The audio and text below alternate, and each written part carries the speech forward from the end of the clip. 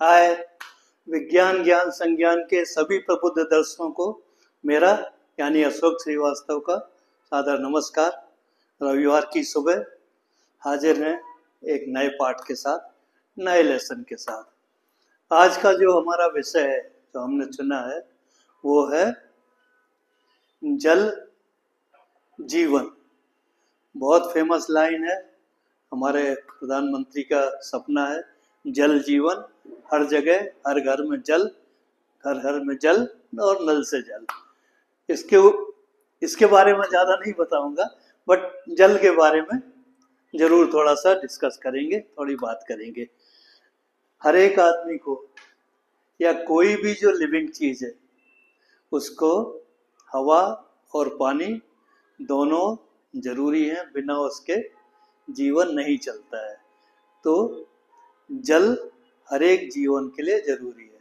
अब हम आते हैं जल के स्रोत के ऊपर। जल जीवन को मिटा दिया जाता है। अब हम बताते हैं कि पानी के जो स्रोत हैं कहाँ कहाँ से मिलता है। अधिकतर लोग जो शहर में या गांव में, अधिकतर लोगों के एक्सेस है पानी के लिए, पानी तक उनकी पहुंच है।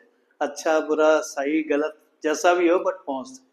परंतु कुछ जगह ऐसी हैं, डेजर्ट वगैरह या रिमोट में, जहाँ पानी मिलता ही नहीं है, ऑलमोस्ट जीरो, कोई उनके पास स्रोत नहीं है।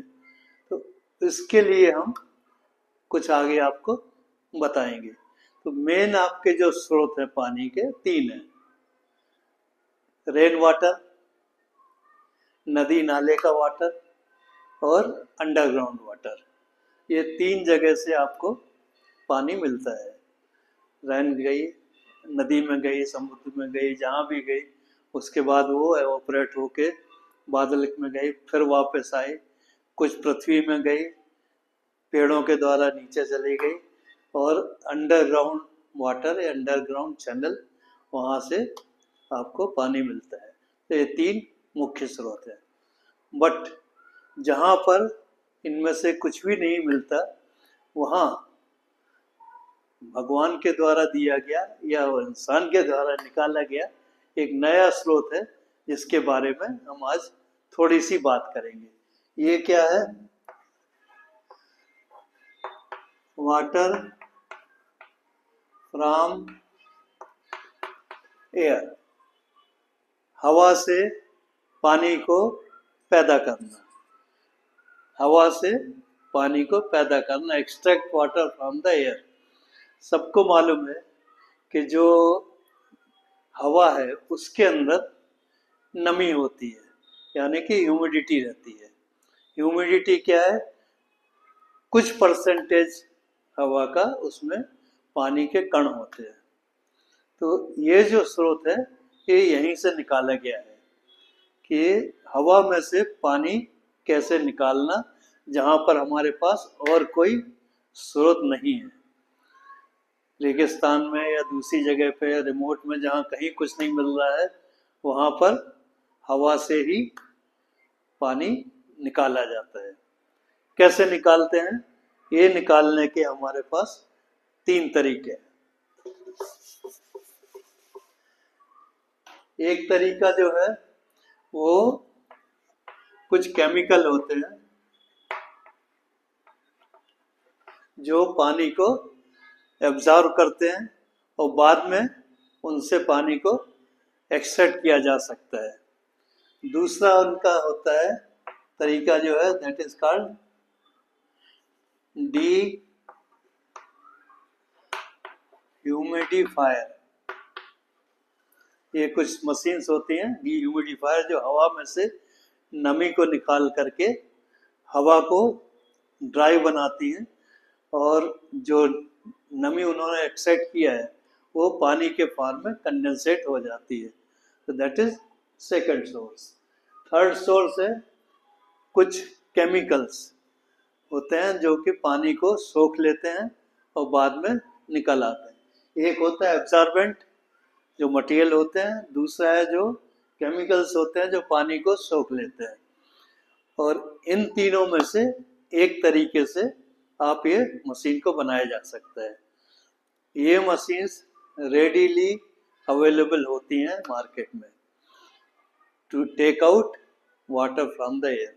अब इसका आपको एक प्रैक्टिकल एग्जांपल बताते हैं कि हवा में से पानी कैसे आता है। हर एक काफ़ी लोग घर में एयर कंडीशनर होते हैं, उसमें एक ड्रेन पाइप होता है।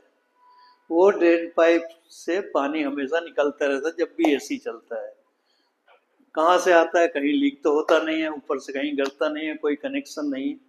तो ये एग्जाम्पल है हवा में से पानी कैसे निकालना।